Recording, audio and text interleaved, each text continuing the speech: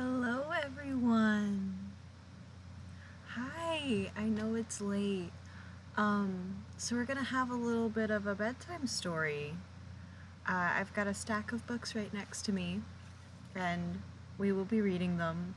Hopefully, Lily, it helps you sleep. Um, Please don't mind the fan in the background. It's really humid in my room. We're gonna try to get through as many as possible, but once I start getting tired of just regular childhood stories of mine, I do have some specific bedtime stories.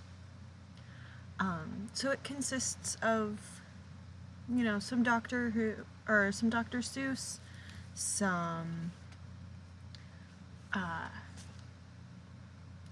Lucille Calandro, bunch of, classics. As I've read these stories. I would. Maybe only read a few so you can make this a series. Oh, I've got plenty. I'm not worried about running out of bedtime stories.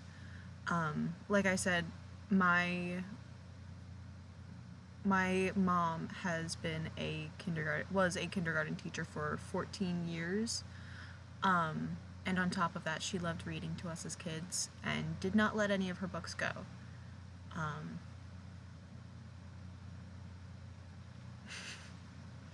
Nice.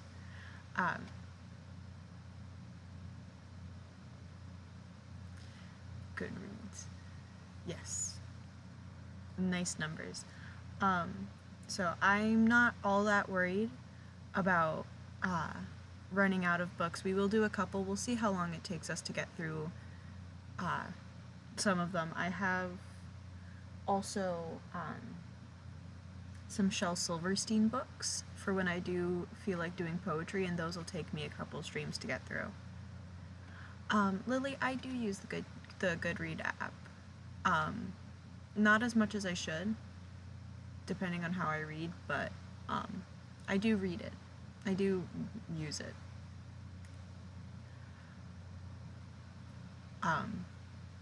So yeah, this is what we'll be doing today, and I don't think it'll be an every Friday. At each other, that would be nice. We could start like a book club.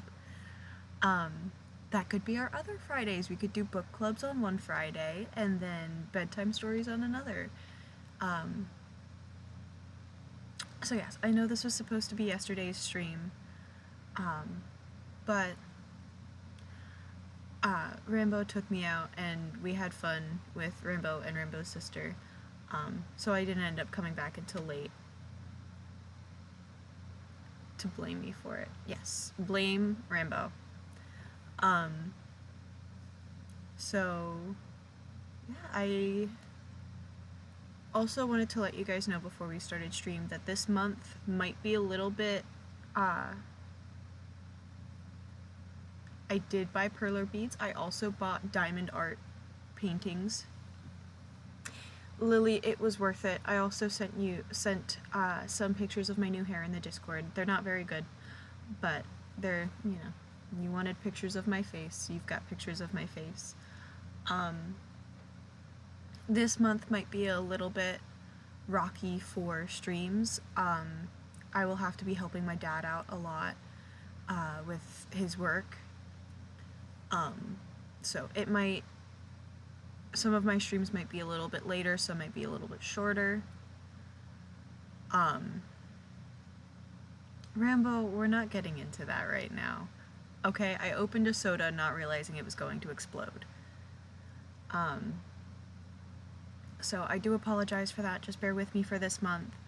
But my dad has some important things going on at work that he does need as many hands on deck as possible for. So if some streams are later, some streams I might have to end up streaming a couple times before work just to get those days in.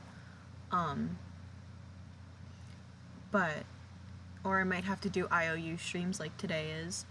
But do just bear with me.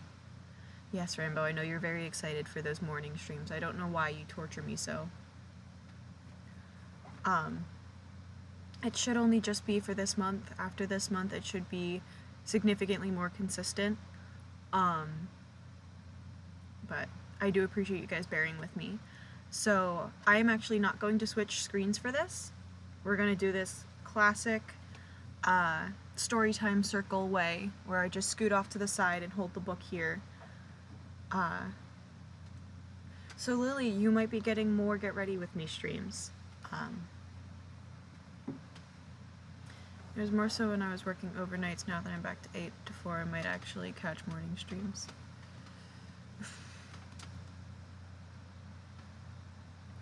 Well, without further ado, we have a good few books to start with.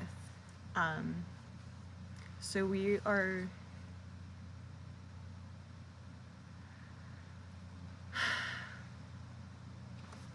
If you guys keep talking about this, I will switch to emote only, and then you guys will have to communicate through emotes. So we are going to start with There Was an Old Lady Who Swallowed Some Books. I'm going to not make Rambo mad and have to go through and...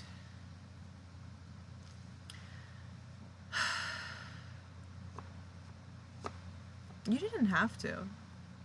You could have still chatted. But we are going to do what Rambo wants me to do. And hopefully not turn myself upside down. Yay!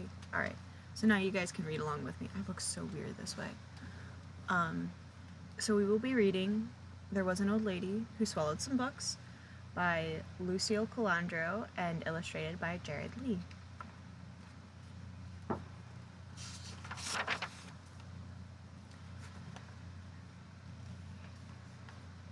There was an old lady who swallowed some books.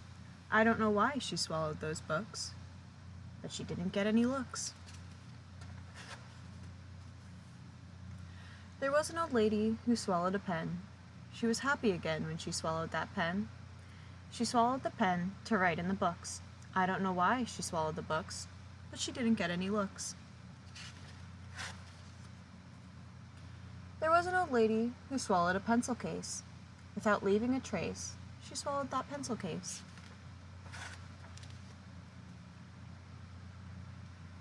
She swallowed the pencil case to hold the pen. She swallowed the pen to write in the books. I don't know why she swallowed the books, but she didn't get any looks. There was an old lady who swallowed a ruler. She couldn't look cooler swallowing that ruler. She swallowed the ruler to measure the pencil case. She swallowed the pencil case to hold the pen. She swallowed the pen to write in the books. I don't know why she swallowed the books, but she didn't get any looks. There was an old lady who swallowed a folder. She didn't feel any older when she swallowed the folder. She swallowed the folder to protect the ruler. She swallowed the ruler to measure the pencil case. She swallowed the pencil case to hold the pen. She swallowed the pen to write in the books. I don't know why she swallowed the books, but she didn't get any looks. There was an old lady who swallowed some chalk. She didn't balk when she swallowed that chalk.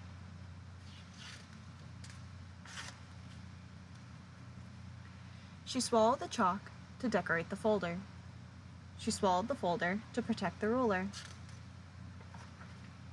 She swallowed the ruler to measure the pencil case. She swallowed the pencil case to hold the pen. She swallowed the pen to write in the books. I don't know why she swallowed the books, but she didn't get any looks. There was an old lady who swallowed a bag. She didn't brag when she swallowed the bag. The old lady didn't fuss when around the corner came a big yellow bus. She started a chair that she could not hold back, and out popped her brand new backpack. Have a great school year. Other options. So next up we have one of my favorites growing up. Did I Ever Tell You How Lucky You Are by Dr. Seuss.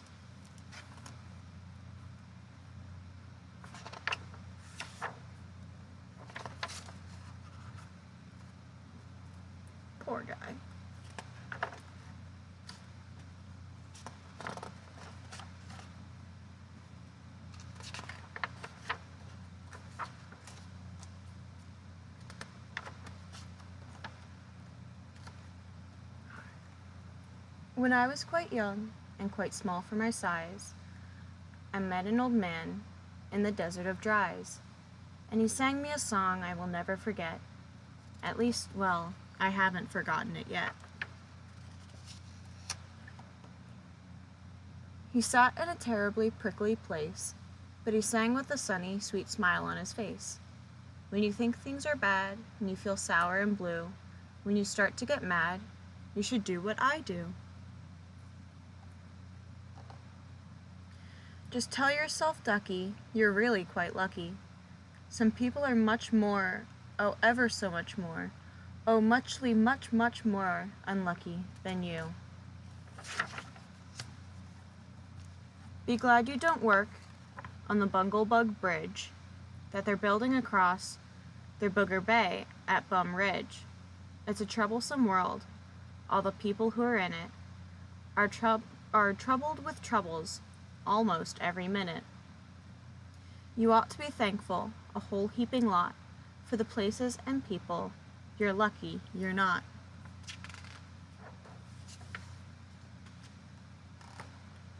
Just suppose, for example, you lived in Gazette and got caught up in traffic on Zate Highway 8.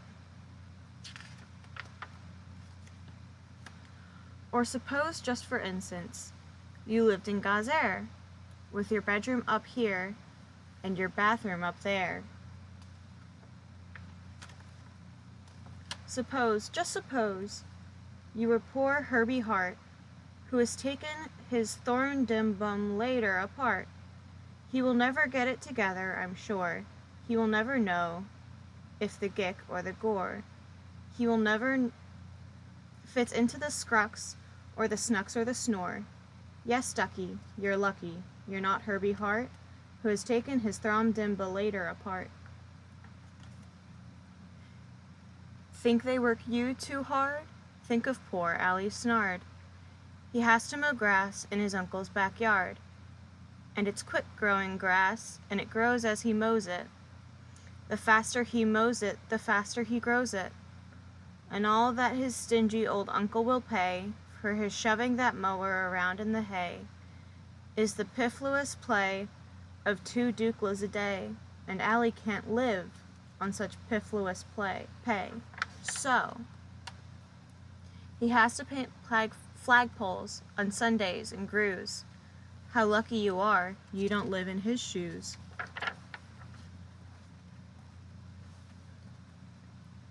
And poor Mr. Bix, every morning at 6. Poor Mr. Bix has his borfin to fix. It doesn't seem fair, it just doesn't seem right. But his borfin just seems to go schlump every night. It schlumps in a heap, sadly needing repair. Bix figures it's due to the local night air. It takes him all day to unschlump it, and then the night air comes back, and it schlumps once again. So you don't have to feel blue. Don't get down in the dumps. You're lucky you don't have a borfin that schlumps.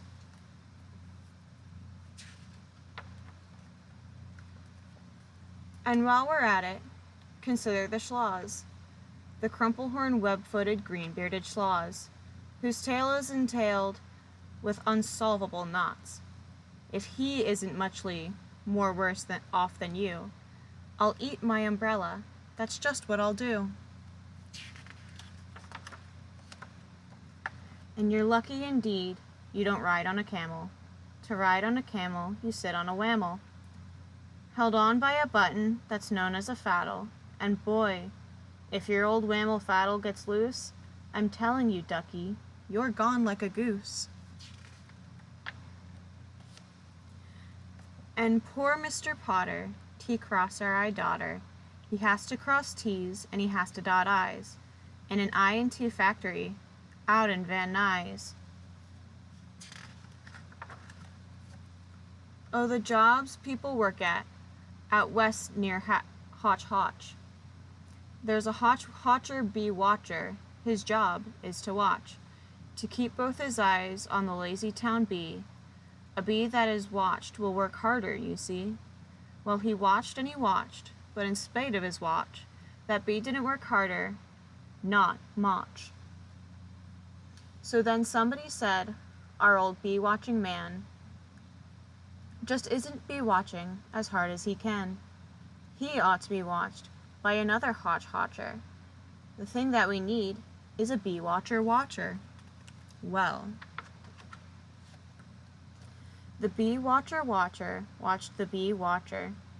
He didn't watch well, so another hotch-hotcher had to come in as a watcher. And today all the hotchers who live in Hotch are watching on watching watch. Watching the watcher who's watching that bee. You're not a hotch watcher. You're lucky, you see. And how fortunate you're not Professor DeBreeze, who spent the past 32 years, if you please, trying to teach Irish ducks how to read Javanese. And think of the poor puffing Pugelhorn players who have to parade down the Pugelhorn stairs every morning to wake up the Prince of Puboken. It's awful how often their pugels get broken. And oh, just suppose you were poor Harry Hatto. Try as he will, he can't make any shadow. He thinks that perhaps something's wrong with his giz, and I think that, by golly, there probably is. And the brothers Bazoo, the poor brothers Bazoo, suppose your hair grew like theirs happened to do. I'm thinking you're lucky, I'm telling you, ducky. Some people are muchly, oh, ever so muchly more unlucky than you.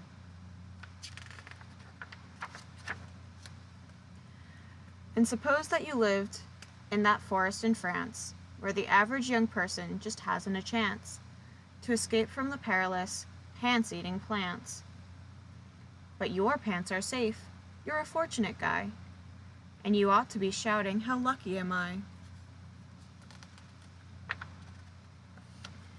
And speaking of plants, you should be greatly gladdish. You're not a farmer Falkenberg's 17th radish. And you're so lucky you're not Gucky Gown, who lives by himself 90 miles out of town, in the ruins of Ronk. Ronk is rather run down. And you're so lucky you're not a left sock, left behind by mistake at the caverns of Croc. Thank goodness for all of the things that you're not. Thank goodness you're not something that someone forgot and left all alone in some punkerish place, like a rusty tin coat hanger hanging in space.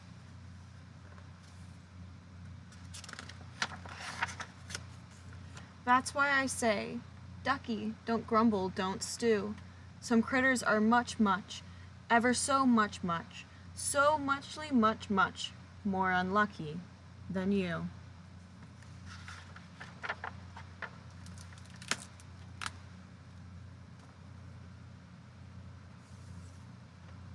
Next we have much less of a tongue twister book, I hope.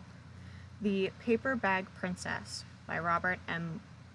Munch.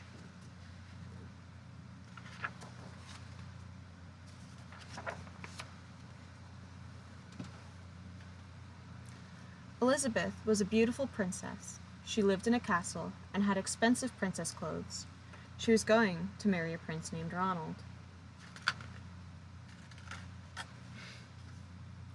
Unfortunately, a dragon smashed her castle, burned all her clothes with his fiery breath, and carried off Prince Ronald.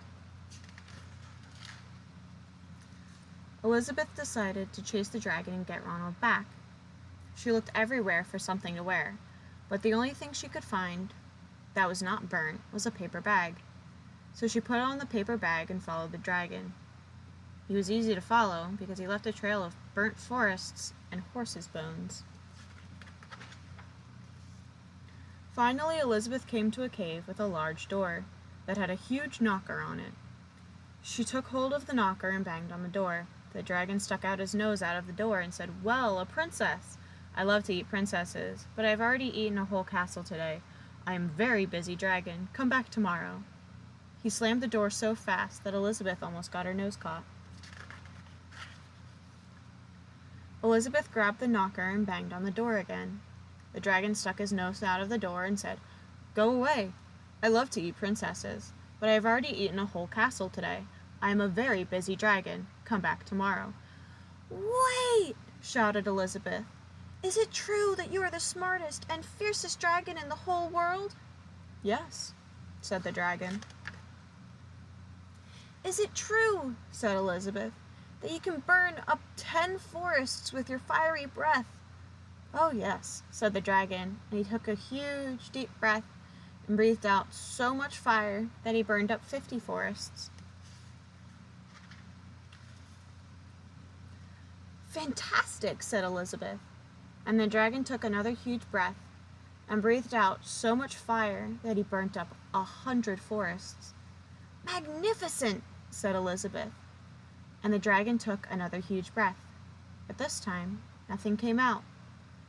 The dragon didn't even have enough fire left to cook a meatball. Elizabeth said, "Dragon, is it true that you can fly around the world in just 10 seconds?" "Why, yes," said the dragon, and jumped up and flew all the way around the world in just 10 seconds. He was very tired when he got back, but Elizabeth shouted, "Fantastic! Do it again!" So the dragon jumped up and flew around the world in just 20 seconds. When he got back, he was too tired to talk, and he lay down and went straight to sleep. Elizabeth whispered very softly, "Hey, dragon." The dragon didn't move at all. She lifted up the dragon's ear and put her head right inside. She shouted as loudly as she could, "Hey, dragon!" The dragon was so tired, he didn't even move. Elizabeth walked right over the dragon and opened the door to the cave. There was Prince Ronald. He looked at her and said, "Elizabeth, you are a mess. You smell like ashes, your hair is all tangled, and you're wearing a dirty old paper bag. Come back when you are dressed like a real princess." "Ronald," said Elizabeth, "your clothes are really pretty, and your hair is very neat. You look like a real prince, but you are a bum." They didn't get married after all. The end.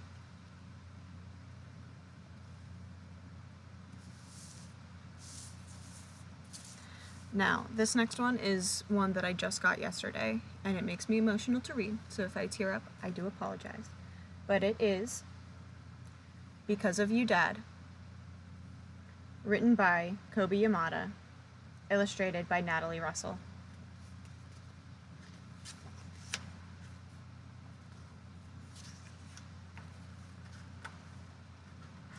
Because of you, Dad, I've always had someone to look up to. You didn't just tell me how to be a good person, you showed me. I learned to put my heart into everything I do.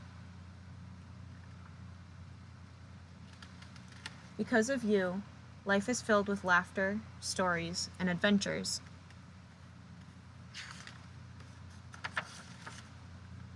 So many of my favorite memories are with you.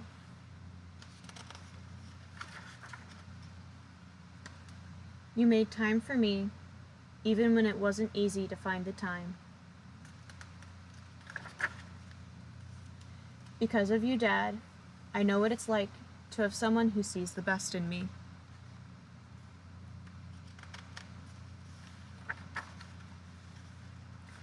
You believed in me before I believed in myself. I can still hear you cheering me on. Because of you, I have someone who shares my hopes and supports my dreams. I feel like I can go anywhere and do anything. And I know there will always be open arms waiting for me, welcoming me home.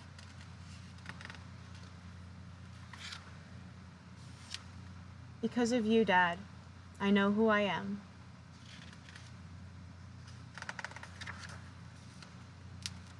And even if I don't say it, I'm thankful for you every day. Because of you, I am me.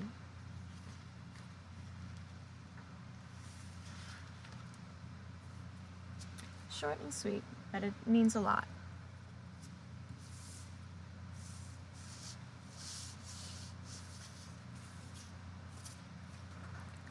All right. I'm glad you enjoyed that one, Lily. Next we have Alice the Fairy by David Shannon.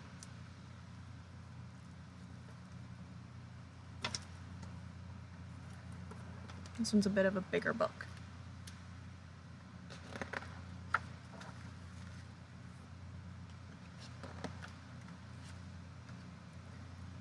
My name is Alice. I'm a fairy. I'm not a permanent fairy. I'm a temporary fairy. You have to pass a lot of tests to be a permanent fairy. I have wings, so I can fly. I can't fly very high yet, but I can fly really fast. This is my magic wand. This is my blanket. Fairies use magic wands to change frogs into princesses and things like that. I changed my dad into a horse.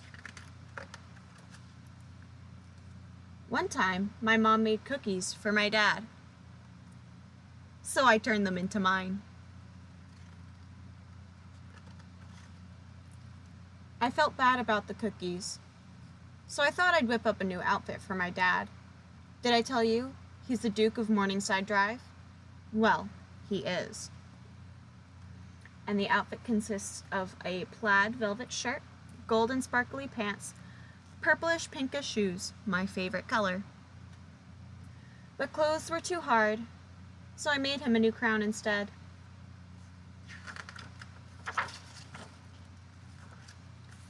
With my magic wand, I can make leaves fall from trees and can draw pictures on water. Sometimes I use my wand to disappear, but that's kind of scary. I'd rather use my blanket.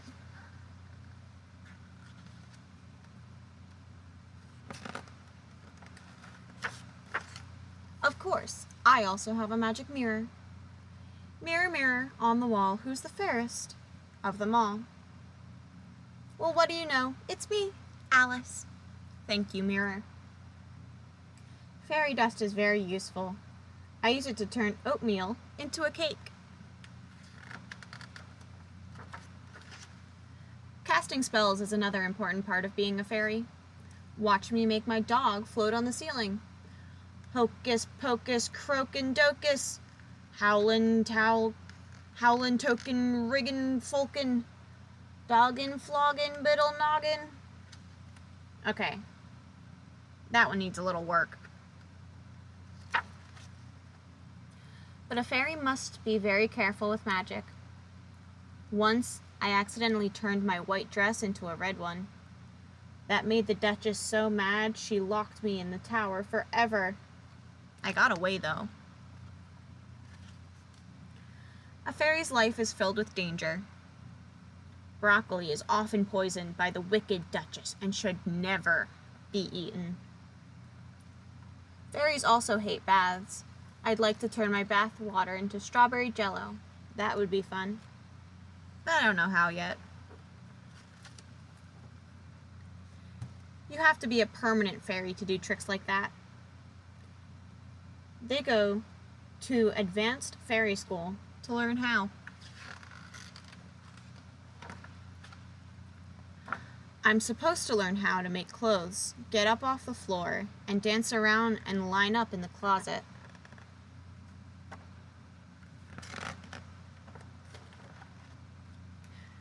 I'm not very good at that, though.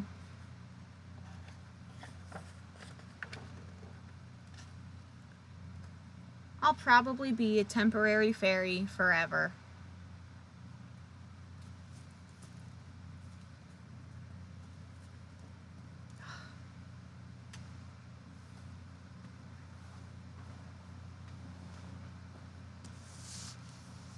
Now this is another new one I've got. Just the other day. And I got it because she shares my nickname in my house. Lala's Words by Gracie Zhang. Now, I've never read this one before. So we will take a hydrate break. And stretch.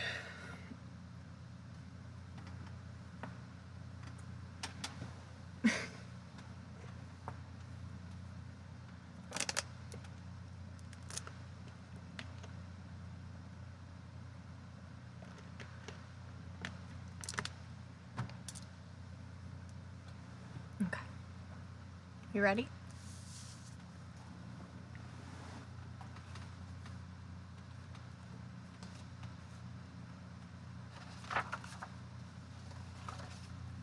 Lala's Words by Gracie Zhang.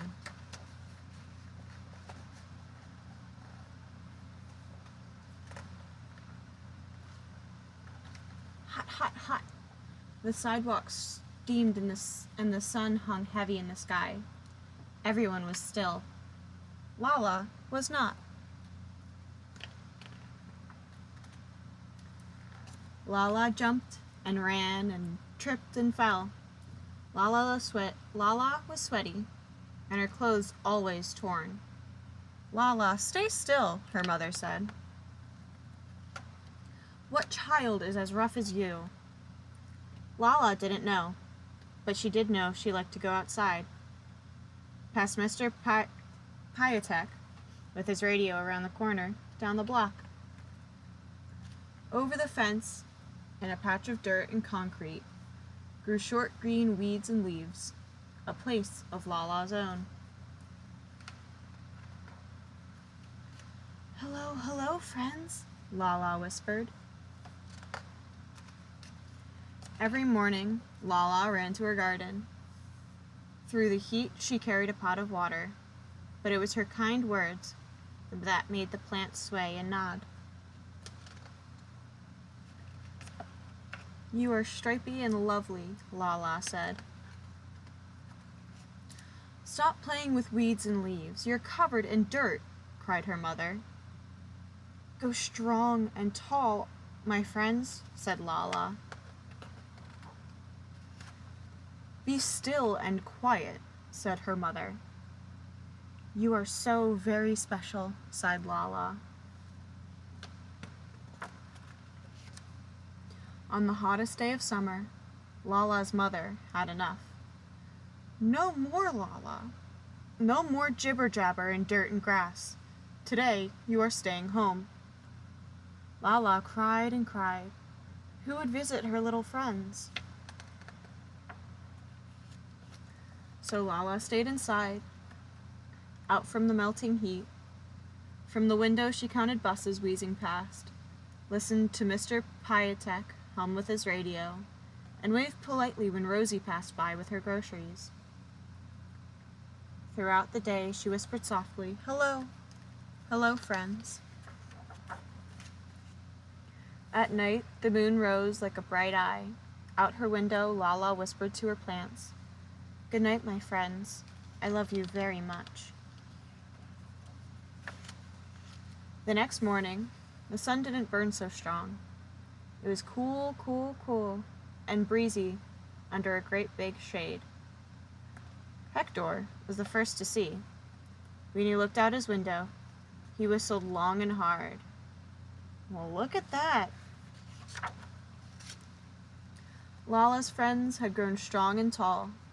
So strong and tall, they covered Lala and her neighbors like a fountain under the sun.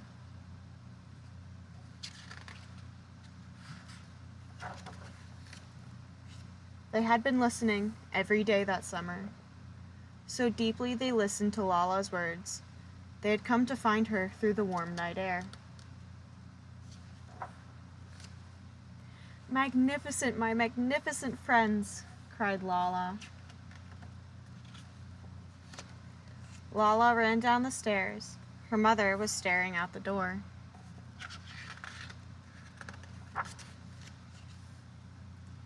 "You are so very special." Her mother held her close and tight, and Lala felt warm inside.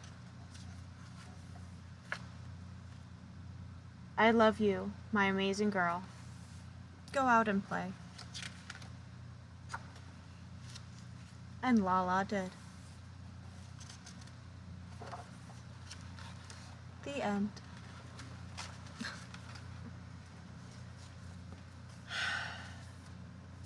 What am I going to do with you guys?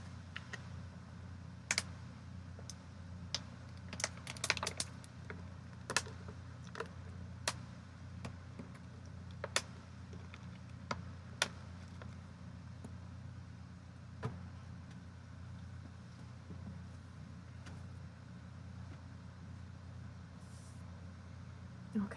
Good night, Lily. Sweet dreams. We'll see you in the morning. Up next, we have Bartholomew and the Oobleck. Lily, I will most definitely put this on YouTube for you.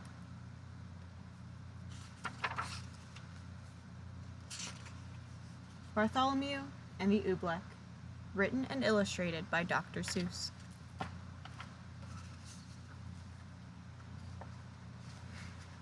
They still talk about it in the kingdom of Did, as the year the king got angry with the sky. And they still talk about the page boy, Bartholomew Cubbins. If it hadn't been for Bartholomew Cubbins, that king in the sky would have wrecked the little kingdom.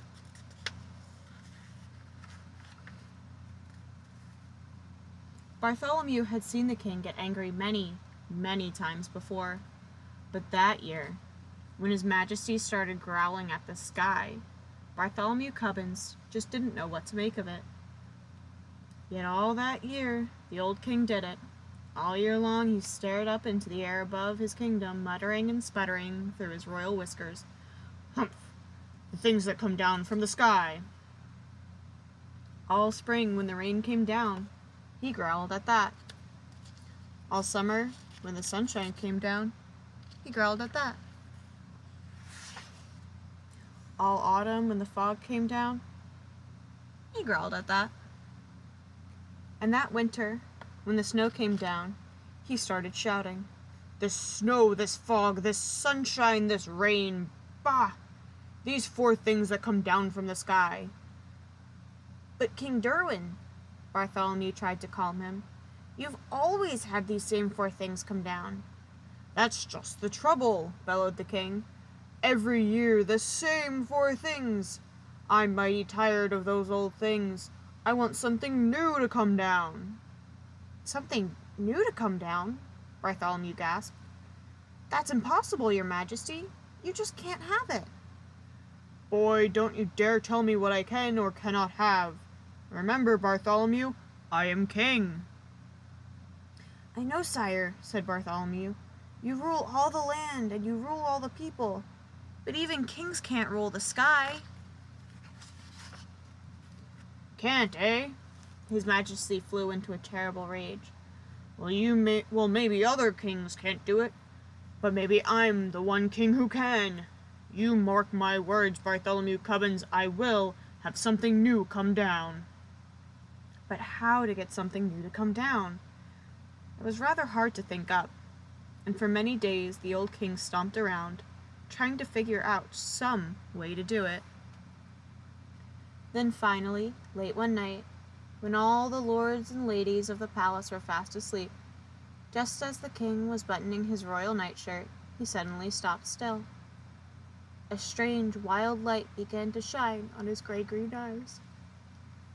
"Why, of course," he began laughing. "They can do it for me. Bartholomew Cubbins, blow my secret whistle, quick! Call my royal magicians.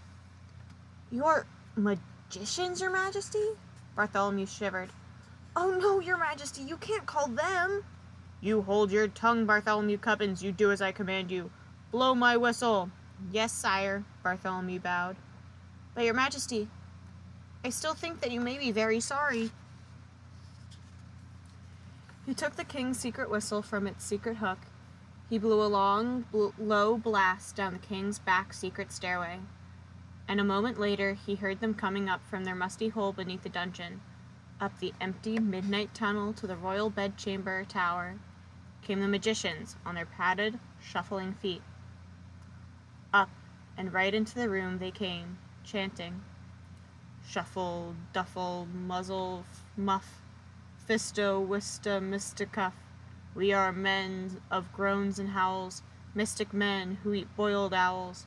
Tell us what you wish, O king. Our magic can do anything. I wish, spoke the king, to have you make something fall from the skies that no other kingdom has ever seen before. What can you do? What will you make? For a moment they stood thinking, blinking their creaky eyes. They spoke a word.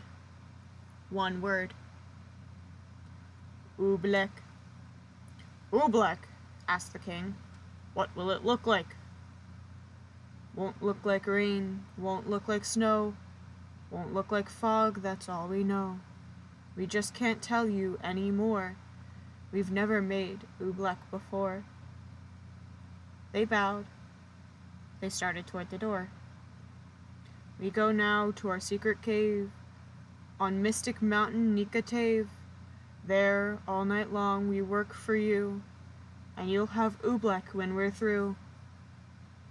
They'll do something crazy, whispered Bartholomew. Call them back, your majesty. Stop them. Stop them? Not for a ton of diamonds, chuckled the king. Why, I'll be the mightiest man that ever lived. Just think of it. Tomorrow, I am going to have Oobleck. It took Bartholomew a long time to get the excited king to sleep that night, but there was no sleep for Bartholomew, the page boy. All night long he stood in the king's window, staring out at the mystic mountain Nikatave. Somewhere up there, Bartholomew knew, the magicians were working up their terrible magic. All night the magicians did. All night they walked in circles around their magic fire, making magic mumbling with their clucking tongues. Oh, snow and rain are not enough. Oh, we must make some brand new stuff. So feed the fire with wet mouse hair. Burn an onion, burn a chair. Burn a whisker from your chin, and burn a long sour lizard skin. Burn yellow twigs and burn red rust, and burn a stocking full of dust. Make magic smoke green, thick and hot. It sure smells dreadful, does it not? That means the smoke is now just right. So quick, before the day gets light, go magic smoke, go high, go high. Go raise into the kingdom's sky. Go make the Oobleck tumble down on every street in every town. Go make the wondrous Oobleck fall. Oh, bring down Oobleck on us all.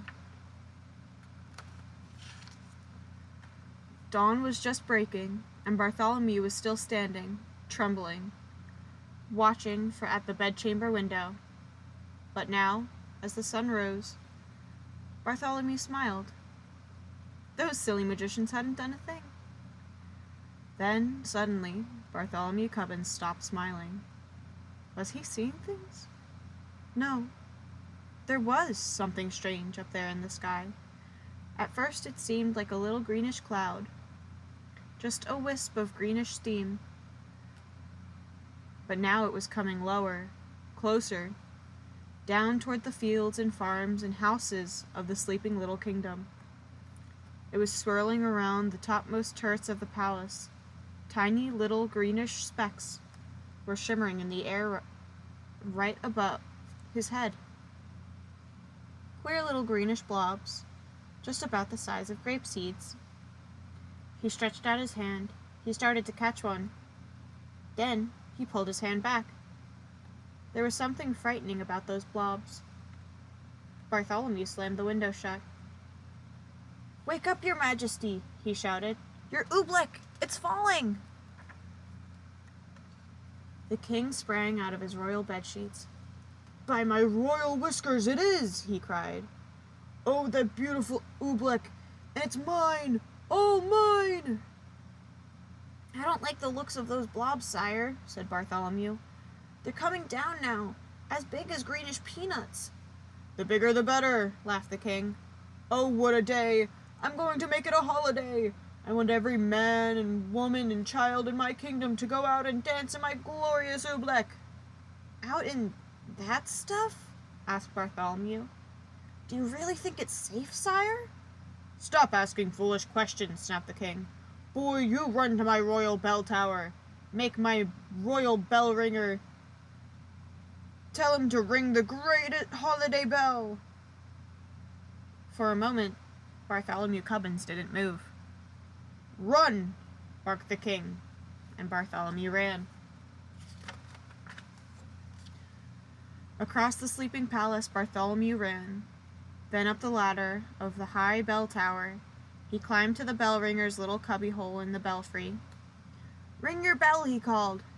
"His Majesty the King proclaims today a holiday." The old man crawled out of his cot. He grabbed the bell rope. "What's the holiday for, Bartholomew?" "You'll find out soon enough," said Bartholomew. The bell ringer yanked the rope. Nothing happened. He yanked it harder. Still nothing. "What's wrong with my bell?" he muttered. "I'd better take a look outside." He poked his head out through the little trap door. "Merciful gracious," he gulped. "What is that? All over my bell like greenish molasses." "Not only your bell," Bartholomew cried. "Look at that poor robin down there in that tree. She's stuck to her nest. She can't move a wing. The oobleck's gooey, it's gummy, it's like glue." "Oh," the bell ringer wrung his hands. "If that green stuff sticks up robins, it'll stick up people too." "Someone's got to warn the people," cried Bartholomew. "Gotta wake 'em and warn 'em to stay inside their houses. I'll tell the royal trumpeter," he shouted. He turned and slid like lightning down the bell tower ladder.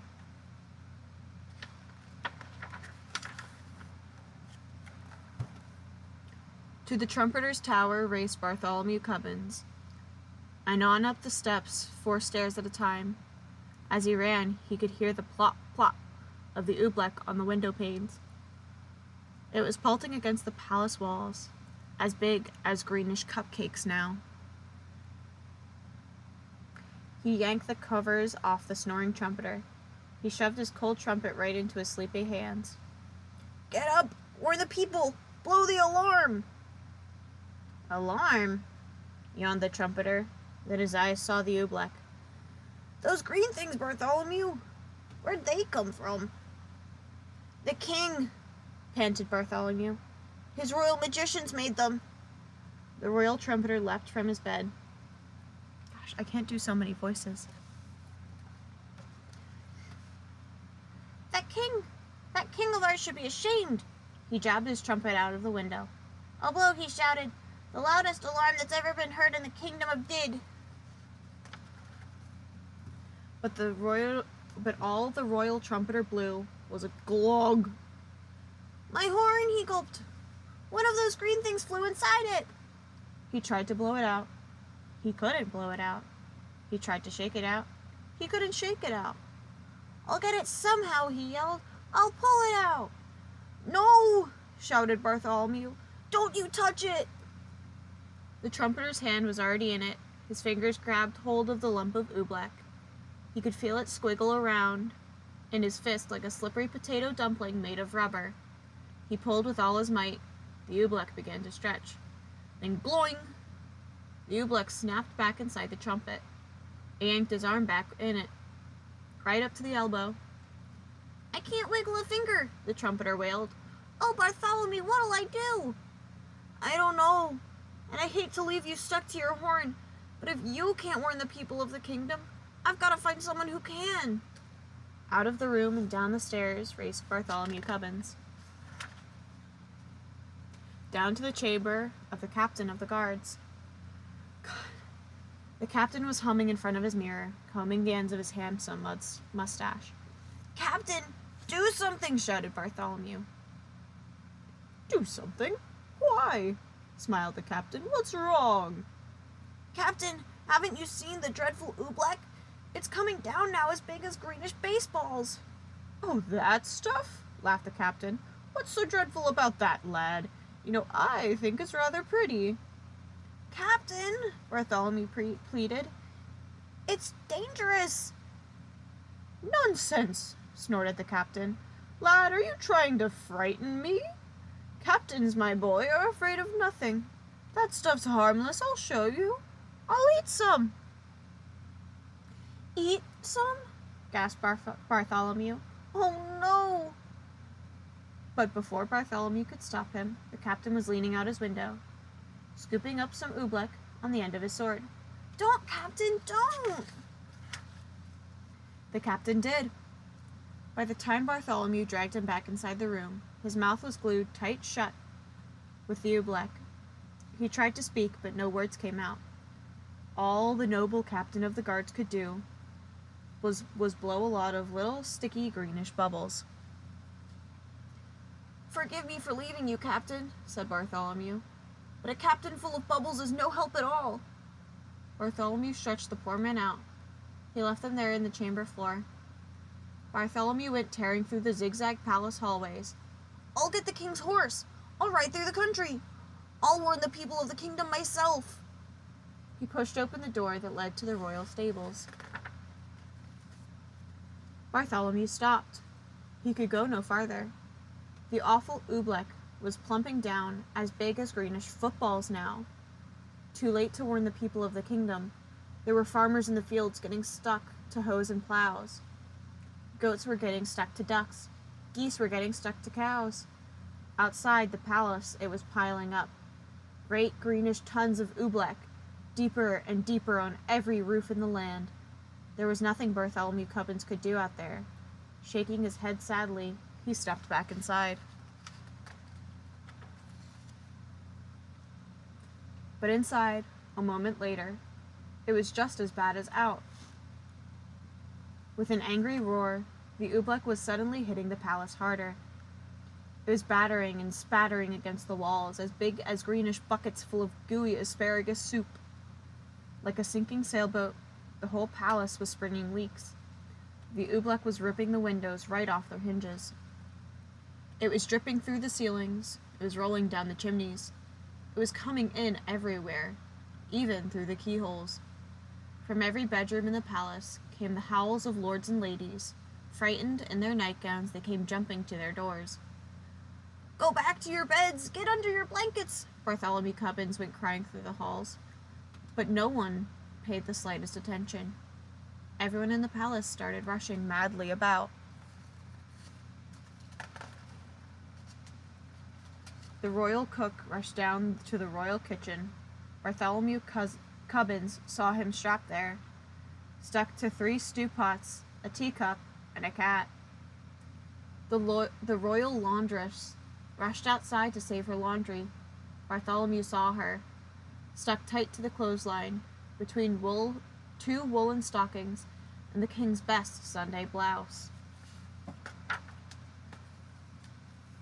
He saw the royal fiddlers. They were stuck to their royal fiddles. Everywhere Bartholomew ran, he saw someone stuck to something. They were stuck up by the dozens. Every last friend he had in the world was flopping and floundering, all helplessly caught in the goo. Then suddenly, midst the hubbub, Bartholomew gasped. The king! Where was the king? He'd forgotten all about him. It was in the throne room that Bartholomew found him. There he sat, old King Derwin, proud and mighty ruler of the kingdom of Did. trembling, shaking, helpless as a baby. His royal crown was stuck to his royal head. The seat of his royal pants were stuck to his royal throne. Oobleck was dripping from his royal eyebrows. It was oozing into his royal ears. "Fetch my magicians, Bartholomew," he commanded. "Make them say some magic words. Make them stop the Oobleck falling." Bartholomew shrugged his shoulders. "I can't fetch them, your majesty. Their cave on Mount Nikatave is buried deep in Oobleck." "Then I must think of some magic words," groaned the king. "Oh, what are those words my magicians say? Shuffle, duffle, muzzle, muff. That's all I can remember. And they don't do any good. The Oobleck keeps falling harder." Bartholomew Cubbins could hold his tongue no longer. "And it's going to keep on falling," he shouted, "until your whole great marble palace tumbles down. So don't waste your time saying foolish magic words. You ought to be saying some plain simple words." "Simple words? What do you mean, boy?" "I mean," said Bartholomew, "this is all your fault. Now the least you can do is say the simple words, 'I'm sorry.'" No one had ever talked to the king like this before. "What?" he bellowed. "Me? Me say I'm sorry? Kings never say I'm sorry, and I am the mightiest king in all the world." Bartholomew looked at the king square in the eye. "You may be a mighty king," he said, "but you're sitting in Oobleck up to your chin, and so is everyone else in your land. And if you won't even say you're sorry, you're no sort of a king at all." Bartholomew Cubbins turned his back. He started for the throne room door. But then Bartholomew heard a great, deep sob. The old king was crying. "Come back, Bartholomew Cubbins. You're right.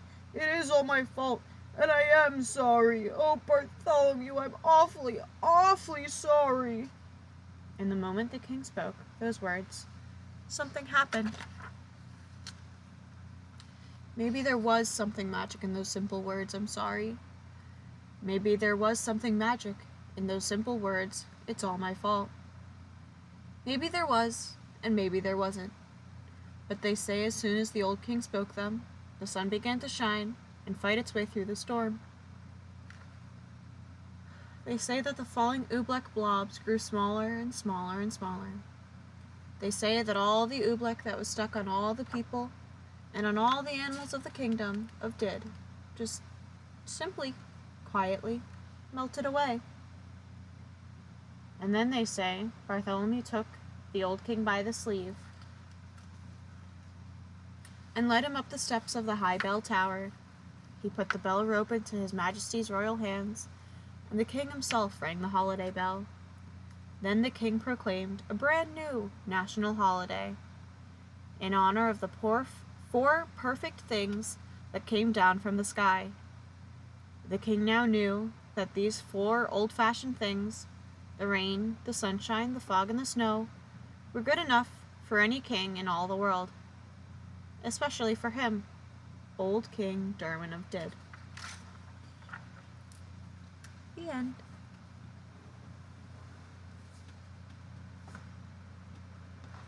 Alright, how are we feeling? Are we starting to get tired?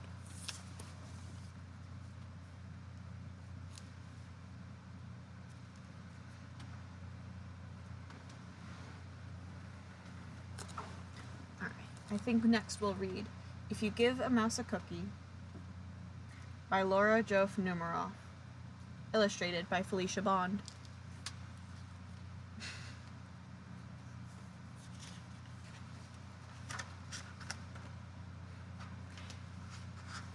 If you give a mouse a cookie.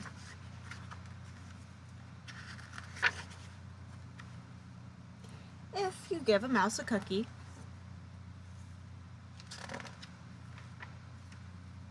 he's going to ask for a glass of milk. When you give him the milk, he'll probably ask you for a straw. When he's finished, he'll ask for a napkin. Then he'll want to look in a mirror to make sure he doesn't have a milk mustache.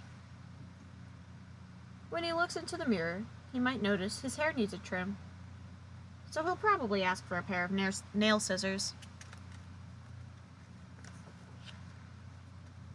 When he's finished giving himself a trim, he'll want a broom to sweep up. He'll start sweeping. He might get carried away and sweep every room in the house. He may end up washing the floors as well. When he's done, he'll probably want to take a nap. You'll have to fix up a little box for him with a blanket and a pillow. He'll crawl in, make himself comfortable, and fluff the pillow a few times. He'll probably ask you to read him a story.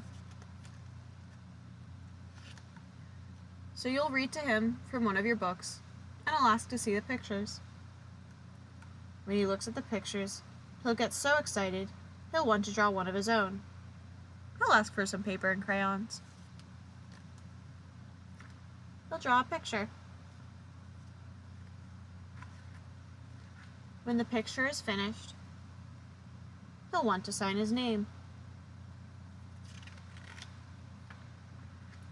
with a pen. Then he'll want to hang his picture on your refrigerator, which means he'll need Scotch tape. He'll hang up his drawing and stand back to look at it. Looking at the refrigerator will remind him that he's thirsty, so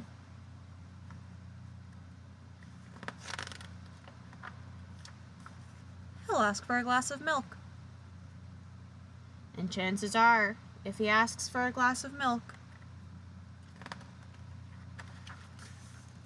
he's going to want a cookie to go with it.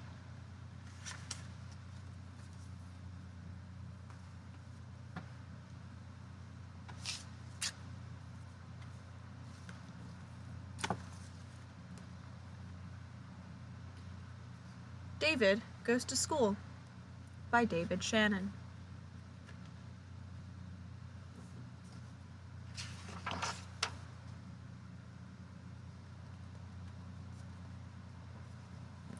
David's teacher always said, "No, David. No yelling, no pushing, no running in the halls. David, you're tardy. Sit down, David. Don't chew gum in class.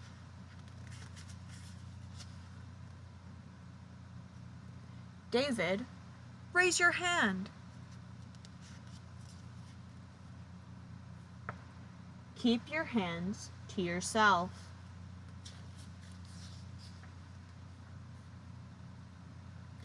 Pay attention.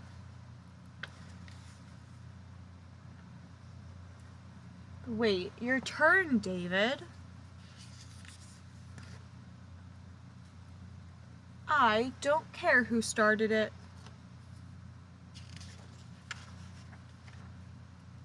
David, recess is over. Shh.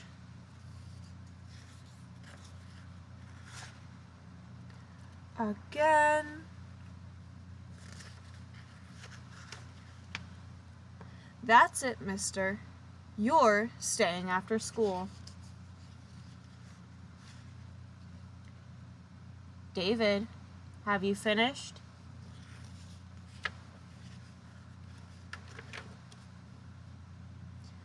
Good job, David.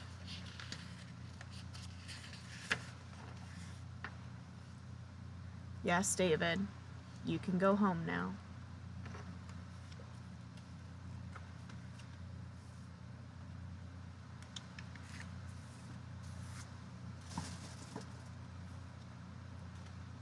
This is my mom's favorite, at least one of them.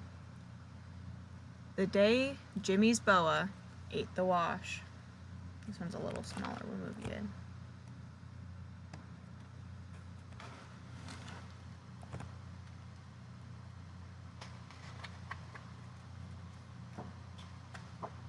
The day Jimmy's boa ate the wash. By Trinka Hates Noble.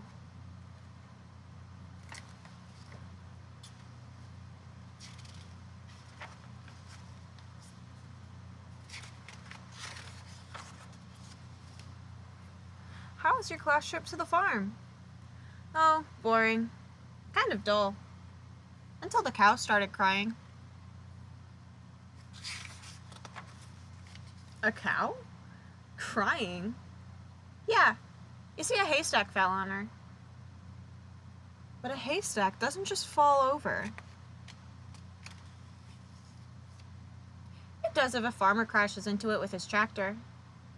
Oh, come on. A farmer wouldn't do that. He would if he was too busy yelling at the pigs to get off our school bus. What were the pigs doing on the bus? Eating our lunches.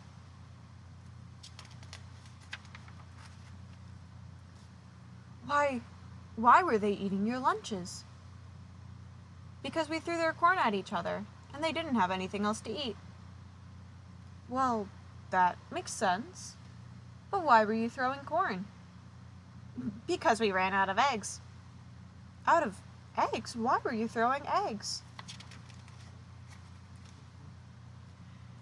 Because of the boa constrictor. The boa constrictor? Yeah, Jimmy's pet boa constrictor. What was Jimmy's pet boa constrictor doing on the farm? Oh, he brought it to meet all the farm animals. But the chickens didn't like it.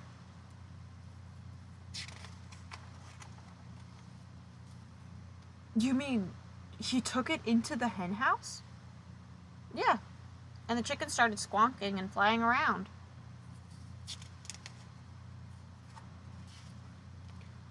Go on, what happened? Well, one hen got excited and laid an egg, and it landed on Jenny's head. The hen? No, the egg. And it broke, yucky, all over her hair. What did she do? She got mad because she thought Tommy threw it, so she threw one at him. What did Tommy do? Oh, he ducked, and the egg hit Mary Ann on the face. So he threw one at Jenny, but she missed and hit Jimmy, who dropped his boa constrictor. Oh, and I know.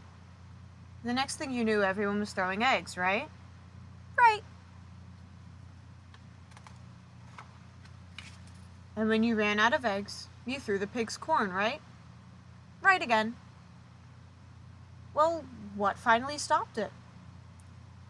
Well, we heard the farmer's wife screaming. Why was she screaming?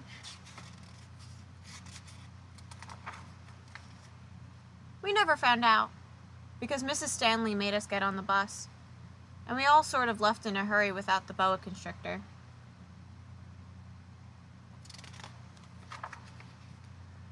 I bet Jimmy was sad because he left his pet boa constrictor. Oh, not really. We left in such a hurry that one of the pigs didn't get off the bus, so now he's got a pet pig.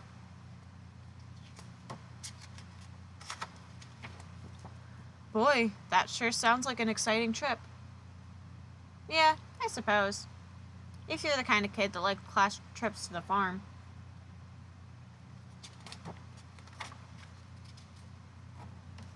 The end.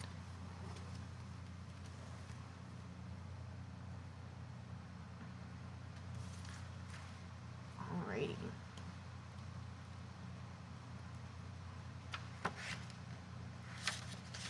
We're going to do an Elephant and Piggy book, if any of you guys were young enough, old enough to remember them. There is a Bird on Your Head by Mo Willems. Birds.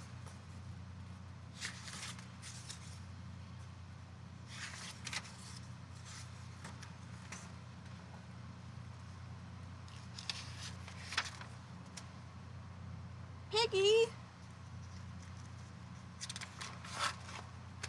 Is something on my head? Yes. There's a bird on your head. There's a bird on my head? Ah! Is there a bird on my head now? No. Now there are 2 birds on your head.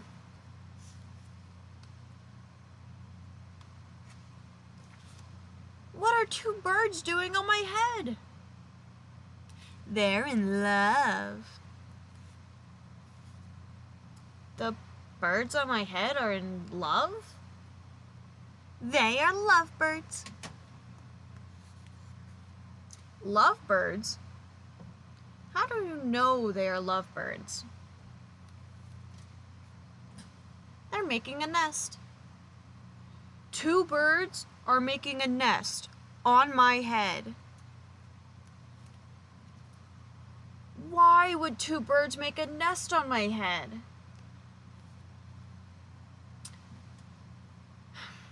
I'm afraid to ask. Do I have an egg on my head?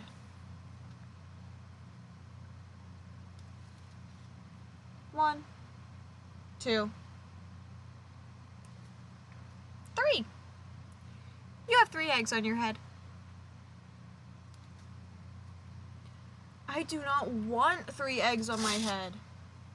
Then I have good news. The eggs are gone. The eggs are hatching. Hatching? The eggs on my head are hatching? Cheep, cheep, cheep. They have hatched. Now I have 3 baby chicks on my head and 2 birds in a nest. I do not want 3 baby chicks, 2 birds in a nest on my head. Where do you want them? Somewhere else. Why not ask them to go somewhere else? Ask them? Ask them. Okay, I will try asking. Excuse me, birds. Will you please go somewhere else? No problem. It worked! Hi! Now there are no birds on my head. Thank you, Piggy. Thank you very much. You're welcome. The end.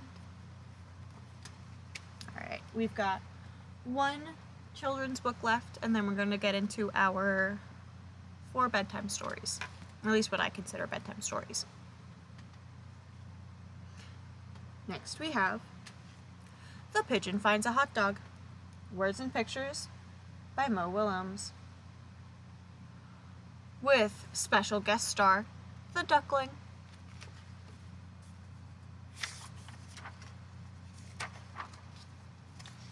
The pigeon finds a hot dog.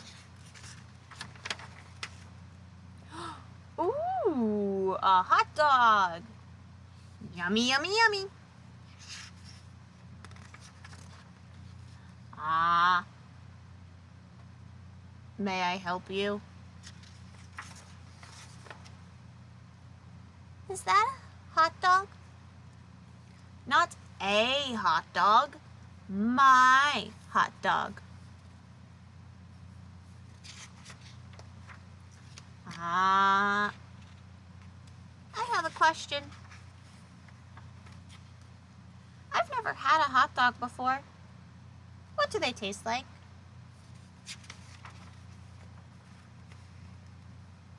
Well, they are a taste sensation. Each morsel is a joy, a celebration in a bun. The little duckling's taking notes. If you've never experienced the splendor of a hot dog, you should really... Wait a second. This hot dog is mine. I found it. Of course. Enjoy.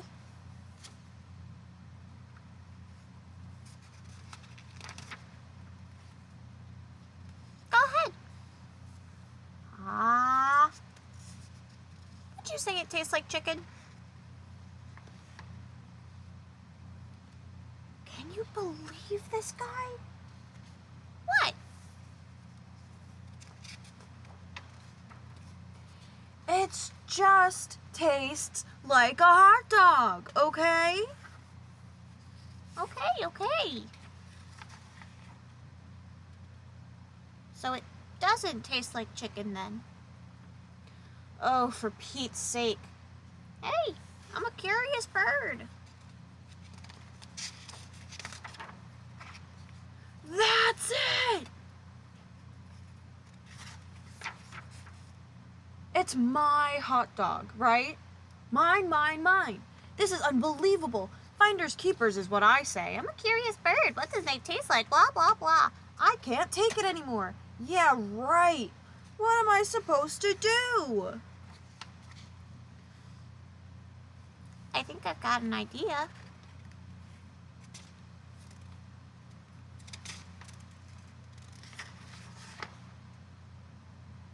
You know, you're pretty smart for a duckling. Needs mustard. The end.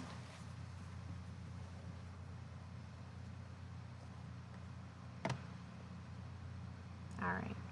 So now we are going to move on to our bedtime stories.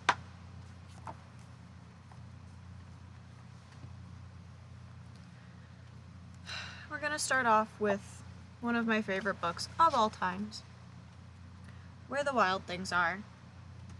Story and pictures by Maurice Sendak.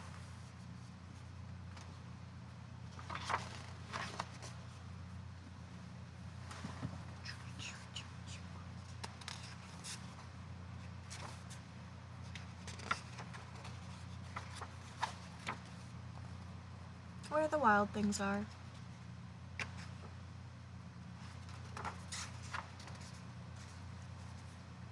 The night Max wore his wolf suit and made mischief of one kind and another.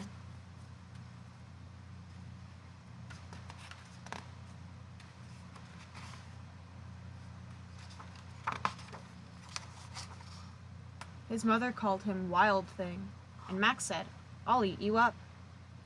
So he was sent to bed without eating anything.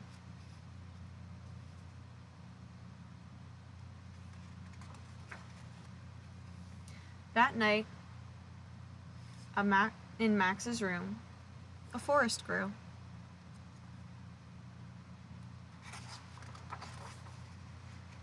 And grew.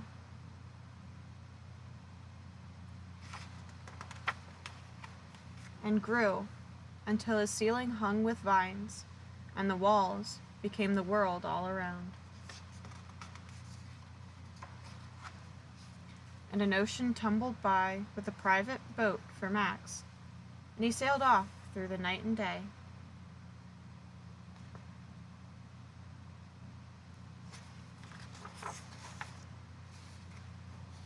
And in and out of weeks, and almost over a year, to where the wild things are.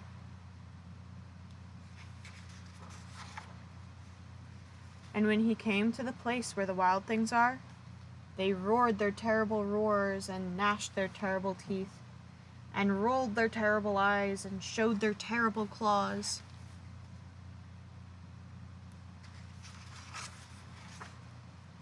Till Max said, "Be still!" and tamed them with the magic trick of staring into all their yellow eyes without blinking once, and they were frightened and called him the most wild thing of all, and made him king of all the wild things. "And now," cried Max, "let the wild rumpus start."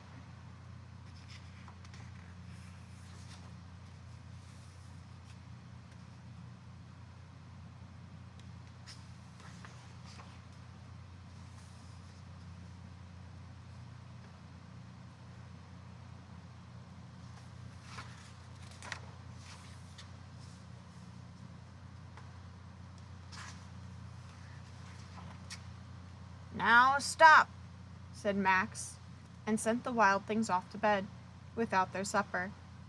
And Max, the king of all the wild things, was lonely and wanted to be where someone loved him best of all.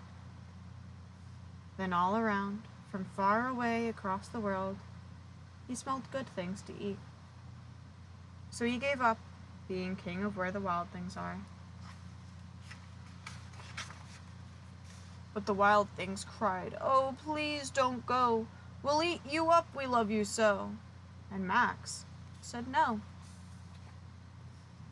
The wild thing roared their terrible roars, and gnashed their terrible teeth, and rolled their terrible eyes, and showed their terrible claws. But Max stepped into his private boat and waved goodbye, and sailed back over a year, and in and out of weeks, and through a day.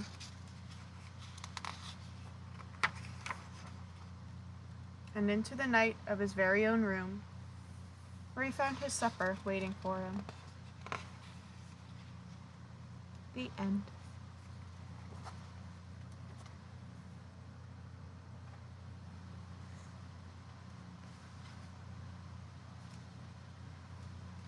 The Hungry Thing by Jan Slepian and Ann Seidler. Pictures by Richard E. Martin. One morning, a hungry thing came to town. He sat on his tail. He pointed to a sign around his neck that said, "Feed me." The townspeople gathered around to see the hungry thing. "What would you like to eat?" asked the town-people. "Schman cakes," answered the hungry thing. "Schman cakes?" cried the town-people. "How do you eat them? What can they be?" "Why, dear me," said a wise man, "schman cakes, that's plain, are a small kind of chicken that falls with the rain." "Of course," said a cook. "Schman cakes, I've read, are better to eat when you stand on your head." "I think," said a little boy, "you're all very silly. Schman cakes sound like pancakes to me." So the town people gave the hungry thing some. The hungry thing ate them all up. Then the hungry thing pointed to his sign that said, "Feed me." "What would you like to eat?" asked the townspeople. "Tickles," answered the hungry thing. "Tickles," cried the townspeople. "How do you eat them? What can they be?" "Why, dear me," said the wise man, "tickles, you know, are curly-tailed hot dogs that grow in a row." "Of course," said the cook. "Tickles taste yummy, and you giggle and laugh with 10 in your tummy." "I think," said the little boy, "it's all very clear. Tickles sound like sickles, sound like pickles to me." And they gave the hungry thing some. The hungry thing ate them all up. "He's underfed. Have some bread," said a lady dressed in red. "It seems to me he'd like some tea," said a fellow up in a tree. "A bit of rice might be nice," said a baby sucking ice. The hungry thing just shook his head and pointed to the sign that said, "Feed me." The townspeople cried again. "What would you like to eat?" asked the townspeople. "Feetloaf," answered the hungry thing. "Feetloaf," cried the townspeople. "How do you eat it? What can it be?" "Why, dear me," said the wise man, "feetloaf, let's see. It's a kind of shoe pudding that grows in a tree." "Of course," said the cook. "Feetloaf tastes sweet, and it's eaten by kings when they dine with bare feet." "I think," said the little boy, "you all ought to know. Feetloaf sounds like beetloaf. Sounds like meatloaf to me." So the townspeople gave the hungry thing some. The hungry thing ate it all up. He again pointed to a sign that said, "Feed me." "What would you like to eat this time?" said the townspeople. "Hookies," answered the hungry thing. "Hookies," cried the townspeople. "How do you eat them? What can they be?" "Hookies," said the wise man, "are known in far lands as a special spaghetti to eat holding hands. Cookies, said the cook, are a party dish to serve to a guest if he isn't a fish. I think, said the little boy, it's all very simple. Hookies sound like lookies, sound like cookies to me. The townspeople gave the hungry thing some, and he ate them all up. Then he got to his feet. He smiled, he patted his mouth on a line of laundry. He turned around 3 times. Is it true he's all through? Asked a lady dressed in blue. Let's all try to say goodbye, said a man with a can. Come again, said some men. But the hungry thing just sat down again, and he pointed to a sign that said, Feed me. What do you want to eat? Asked the townspeople. Gollypops, said the hungry thing. Gollypops, cried the townpeople. How do you eat them? What can they be? Oh, dear me, said the townspeople. Gollypops are new. They're a cereal shaped like toys, and sugar-coated too. Children, said the cook, buy them by the dozens, and trade off the box tops with classmates and cousins. I think, said the boy, you all ought to hear. Gollypops sound like dollypops, sound like lollipops to me. So the townspeople gave the hungry thing some. The hungry thing ate them all up, and he pointed to a sign again. Oh, please, said the people, we've been here all day. Isn't there a quicker way? I think, said the boy, that there is. Have some noodles? The little boy asked the hungry thing. The hungry thing shook his head. Oh, excuse me, I meant to say foodles. The hungry thing smiled and ate them all up. Just look, said the cook. Let's all try, was the cry. So they all got busy. Have some smello. They gave him some jello. Have some thread. They gave him some bread. Have a banana. They gave him a banana. The hungry thing ate and ate. He looked very full. Is there anything more we can give you? The townspeople wanted to know. The hungry thing politely covered a hiccup. He thought for a while, then, Boop with a smacker, he said. Boop with a smacker? Boop with a smacker, what is that? The townspeople asked. The boy whispered to the wise man whispered to the cook, and the cook gave the hungry thing soup with a cracker. The hungry thing ate them all up. He smiled. He got to his feet, wiped his mouth on the cook's hat. Just as he left, he turned the sign around. In big letters, it said, Thank you. The end. Alright. This is going to be our last book for tonight. And it's a classic. Goodnight Moon by Margaret Wise Brown. Pictures by Clement Hurd.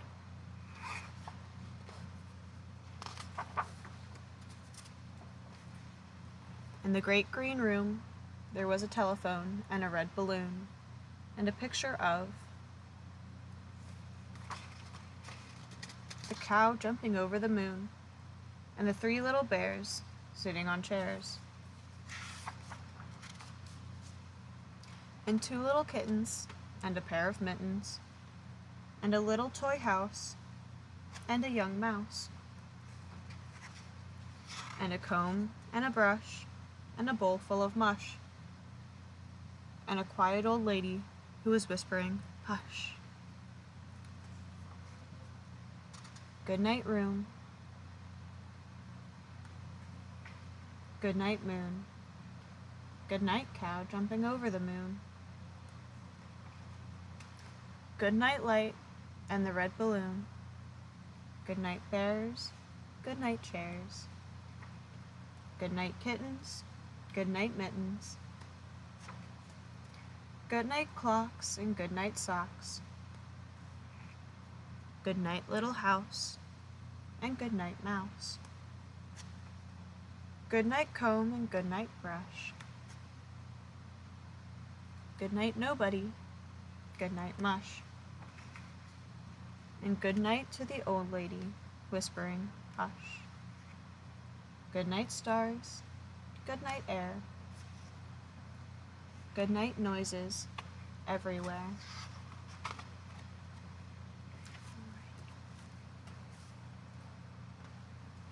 Thank you guys so much for coming and joining me for story time. I am not going to raid out just because I got you guys all nice and tired. So I will be seeing you guys on Monday. I hope you all have a very good night's rest and the best of dreams. And I hope to see you guys again very soon. Thank you.